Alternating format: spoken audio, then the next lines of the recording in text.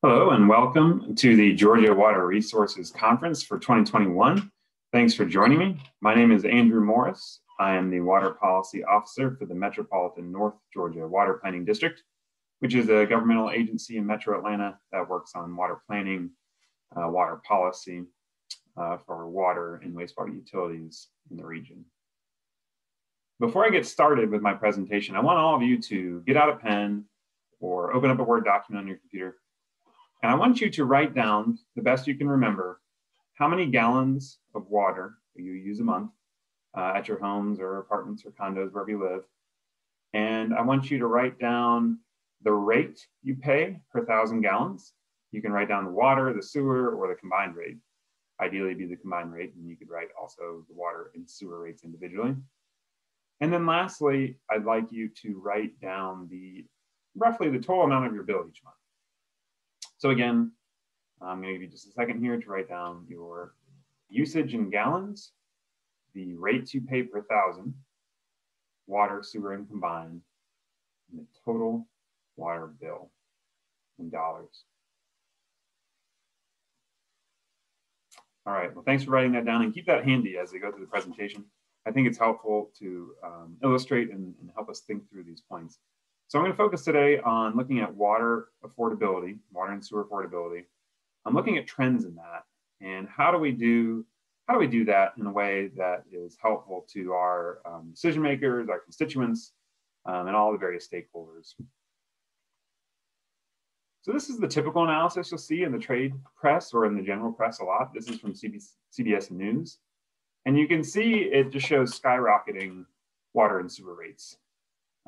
So on the side there, you can see the cumulative % increase that it's tracking. And then it compares it generally to other items, food prices, kind of general inflation.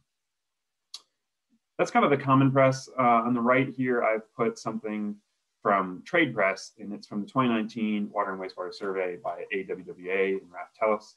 And it shows something similar, just in words, which is we're going up by about 5% a year, which is faster than inflation when you look at the rates we're paying. This is taken from a presentation in Metro Atlanta by a utility to its governing board. And they did end up moving on to look at average bills, but really where they started and the focus of their analysis was on rates. And so this is showing a history of water and sewer rates per 1,000 gallons, which is the typical way we do it here in Metro Atlanta, and looking at those percentages and how much they've increased over time. So it's very much like that CBS graph I just showed you. So recently I've been thinking about those charts, right? The ones that go up and to the right. And then I've been thinking about per capita water usage. And this is a graph of Metro Atlanta's per capita water usage. And as you can see, it's going down over time. And I've used 2015 here because the best data we have with good QA/QC that I'm going to be using throughout the presentation is through 2014 and 2015. We are working on a plan update, which will have data through 2019 and 2020. And we should be done with that soon, so I'll update this presentation. But for today, the best data sources I had to do my calculations were from 2014, 2015. But the bottom line is the trend staying roughly the same in Metro. And we're seeing declining, or now it's flattened out a little bit in terms of our total water use. So how do we fit that together with increasing rates? Thinking about how others in the industry do it, here's 3 examples of common rate surveys. One was done by the district in 2006. We've got one from the UNC Environmental Finance Center, which I think is now going to be Carl Vinson going forward. And then also the Raftelis survey I mentioned earlier. And what these studies do is they look at rates, assuming a constant usage over time. And so it's 7,000 gallons, the district 7,480 for the Raftelis AWWA, and then the UNC one has 5,000 gallons, or you can toggle it, but I think the default is 5,000 gallons there. So the bottom line is they are assuming a constant rate of usage to compare rates over time. So that really isolates the rate changes and does not account for changes in usage over time. So what do customers care about? And I bet if you look back at the exercise from the beginning, you were probably most confident about how much you paid, right? And then as you got to gallons, maybe a little less confident. And then the rate per thousand, I suspect most of us don't know that, including myself. I don't know exactly what I pay my utility. I have a general sense, but I don't know exactly. Right, so that's my first point. Customers can tell you what they pay. They really can't tell you what, how much they're paying per thousand. And governing boards, interestingly, care about the same thing. So the UNC Environmental Finance Center did a survey of utility governing boards, and they found that 10 of 10 found most helpful understanding how customer bills change over time. The only other item that 10 of 10 responded as being very important was understanding how any increased revenues from the rate increase would be used. So both customers and boards are very interested in thinking about how do bills change over time in terms of dollars. And so obviously, water bills, water and sewer bills are a function of your usage times your rate. And so what I'm attempting to do here is lay out a conceptual framework and give some examples of how you could do a more complete analysis that captures what customers actually experience, which is adjusting for usage over time. And really, I think when you're comparing series of numbers over time, the best practice is to use constant dollars or inflation adjusted dollars. So I'll do that as well. So here's the data sources I've used. It's essentially all existing data from the Census Bureau, US Bureau of Labor Statistics, the Environmental Finance Study, the District Rate Study, and in the district plans, and this is what I'm using 2014, the last plan used that year for county level summaries of indoor water usage. So what I did to create the examples I'm going to present are, I took 3 counties in Metro Atlanta, and I looked for ones that were primarily served by one water and sewer utility. So some counties have a bunch of utilities in them, others fewer, but I went for ones that had were substantially served by a single utility. And then I used the water and sewer rates from the largest utility.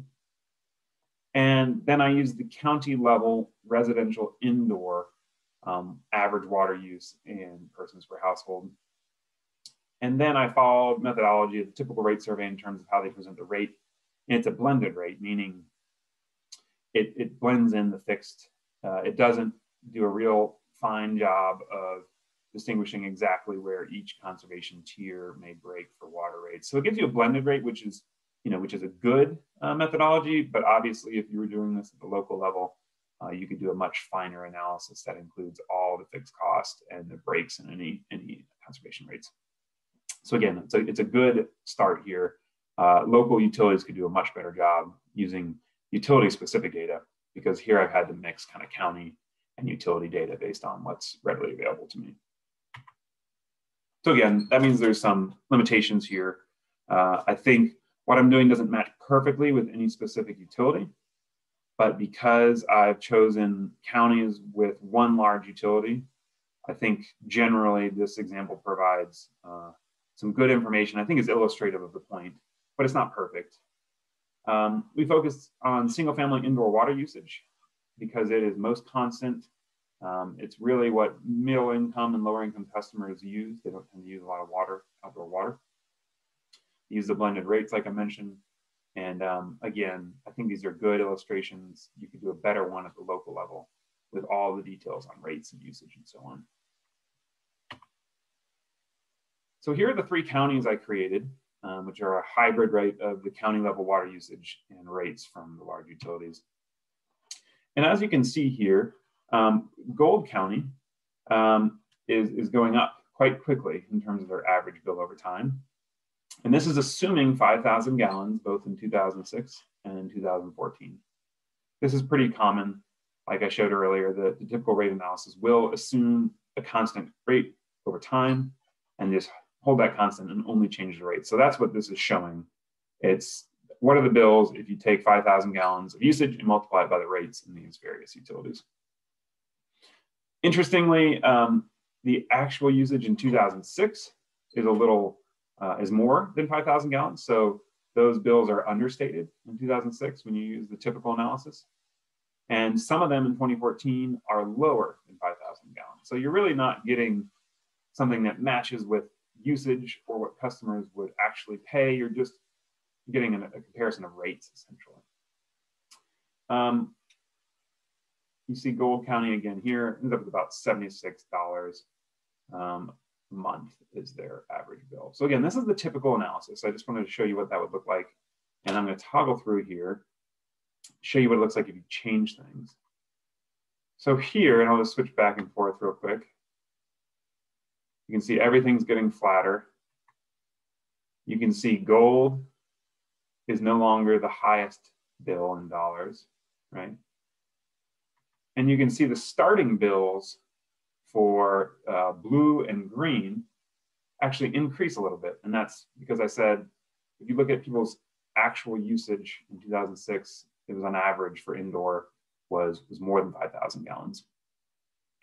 Other interesting things here is you can just really see how usage is affecting the bills, right? And because bills are a function, again, of your usage times the rate, and that equals your bill in dollars.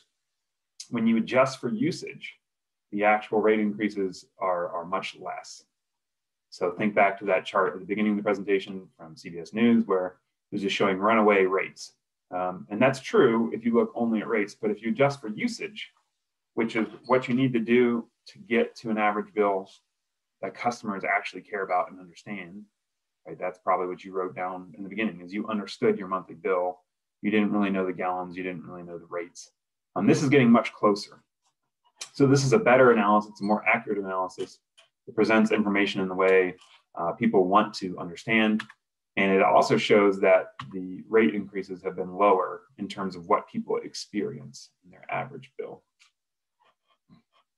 The last scenario takes it one step further and adjusts for inflation. And so you can see here, again, the lines are flattening out. And very interestingly, Blue County here has a negative rate of real change in their water bills when you adjust for usage and inflation. And I did a bunch of different counties in Metropolitan. I just chose 3 that were illustrated, but there are a number of other counties that have a similar trend where they're negative real or constant dollar bill increases when you adjust for inflation and usage. And again, this is the best comparison in my opinion, because it does apples to apples in terms of dollars by adjusting for inflation, and it adjusts for usage. I will say there's some reasons that blue might have that line first. Again, this is not an exact match within a utility. It's a blend of county level usage data and utility rate data.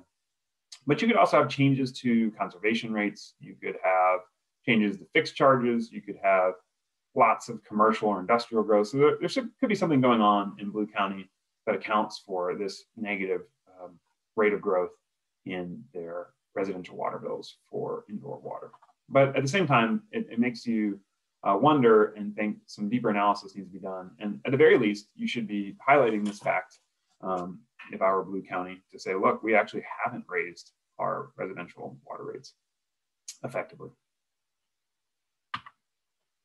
So 3 takeaways. You got to look at the whole picture. Don't just look at rates with the constant usage over time. That overstates your rate increases. And it presents information in a form that's not the most useful to decision makers. I think the most complete analysis not only is more accurate, it presents things in the way your board and your customers are going to want to see it, but it also shows less of an impact for rate increases, which if you're thinking about affordability, if you were thinking about rate increases, this more accurate information is both better just inherently to make good data-informed decisions, but it also supports the idea that rate increases and affordability is overstated if you look solely at rates. This isn't to say that affordability isn't a challenge for our utilities or our communities. I think it certainly is. I put another chart here, which I thought was interesting, which is the change in paychecks, wage earners, people who earn hourly wages over time. And you can see, if you look, again, this is an interesting comparison too, right? The current dollars is the gold line, and it shows that wages have been going up hourly. That's great. But when you look at constant dollars, which is the top line, which is the right way to compare dollars over time, it adjusts for inflation. It shows we've really seen no real hourly wage increase in the United States for quite a long period of time. So that's a factor that's outside of utilities' control, but it is real. It is something your customers are experiencing. So I think thinking about affordability, thinking about customer assistance programs is a very good exercise. But I think the analysis I've presented so far helps you have a good starting point for that conversation that's more accurate in terms of especially the utilities' contribution to changing water and sewer bills over time. So steps for your own utility, again, it's pretty straightforward. You locate and compile your historic information on household usage and on rates. You would adjust for inflation. There's really easy calculators from the US Bureau of Labor Statistics that let you punch in numbers and adjust them for inflation over time, choosing your dates. And then you'd basically look at that use-adjusted, inflation-adjusted average bill over time. And I think that's the best point. That's the best presentation to use because it's most accurate. And it helps decision makers and stakeholders think through what rate increases mean in terms of average bill. So I wanted to offer the district is willing to work with any utility in the metro district area who wants to think about this type of analysis. And we'd be happy to provide technical assistance in that. I'd also be happy to walk anyone through the calculations in this presentation, go through my data sources. You can reach out to me anytime. Be happy to walk through those. And I look forward to talking with you and answering any questions. And again, reach out to me anytime. Thanks so much.